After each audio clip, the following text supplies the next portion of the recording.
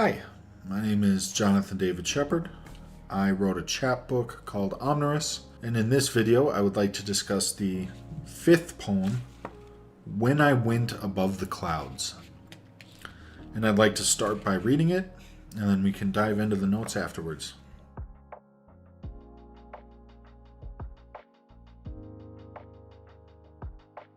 When I went above the clouds, I sought on high what I could find by climbing up a mountain. Arduous day and hard the way, climbing again and again.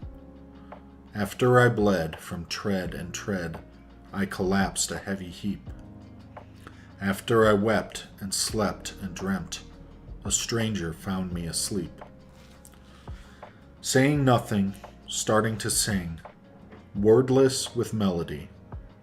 My dreams disturbed like bourbon core, had warmed the inside of me.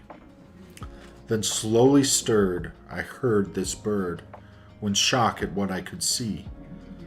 The one who sang was gangly strang, whose skin was crawling free.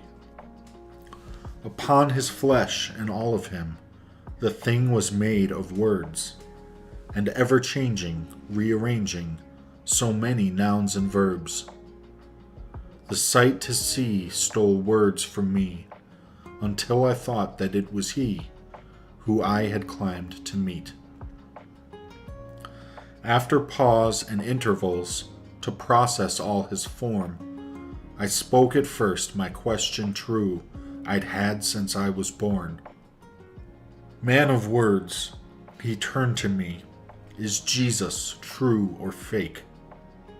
But still he hummed, and did he not a murmur at me make? Then he grew still and penitent, and seemed at once to pray, so during which I stepped close, and creeping made my way. I read the words upon his self, which, changing into prose, became a steady story flow, and narrative arose. I do not know quite what it meant, or what this had to say, but God above, when it was done, oh, what a lovely day. Without an answer to my quest, I kissed him on the lips, and asked his name, his face did form. Quoth he, my name is this.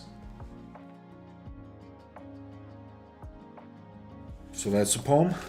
Big picture. I climb a mountain to commune with God on a man's quest for truth, but instead find a curious character that at times serves as my muse in real life.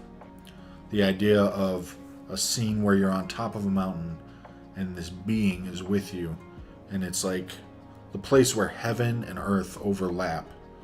The spiritual being that I meet is like a person, a humanoid figure with skin kind of made of words.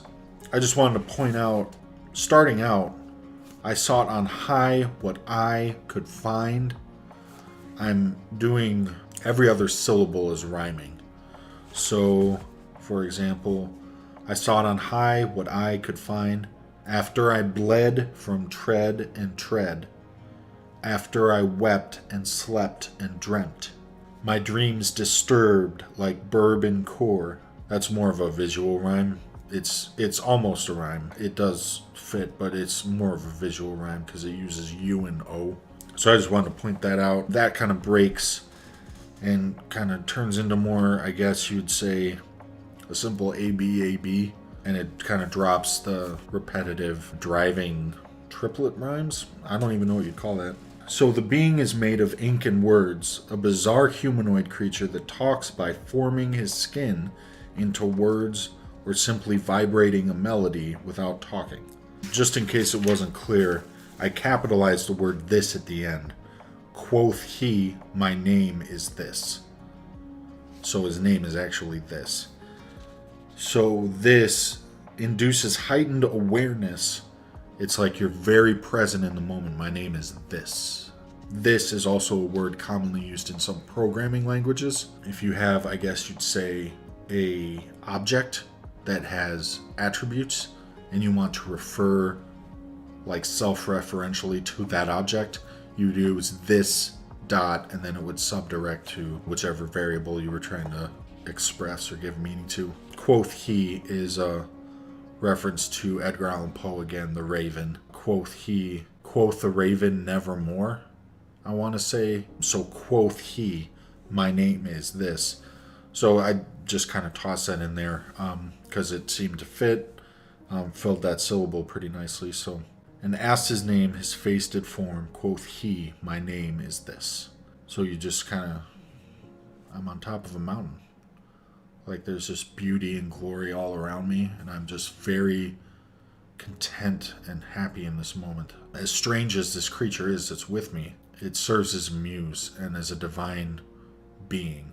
Almost a member of God's divine council, which is something alluded to in the scripture. If you kind of dig deep into it, you can find that there is that divine council. So by being above the clouds on a mountaintop, scripturally speaking, I'm talking about a spiritual being, and that serves as my muse.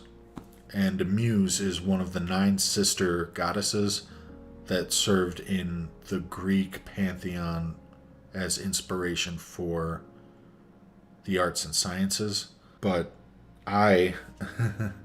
this is something of my own invention that kind of serves as my muse. Okay, I think that's it for this video. Sorry there's not a super great conclusion or anything, but I think that's it for this video.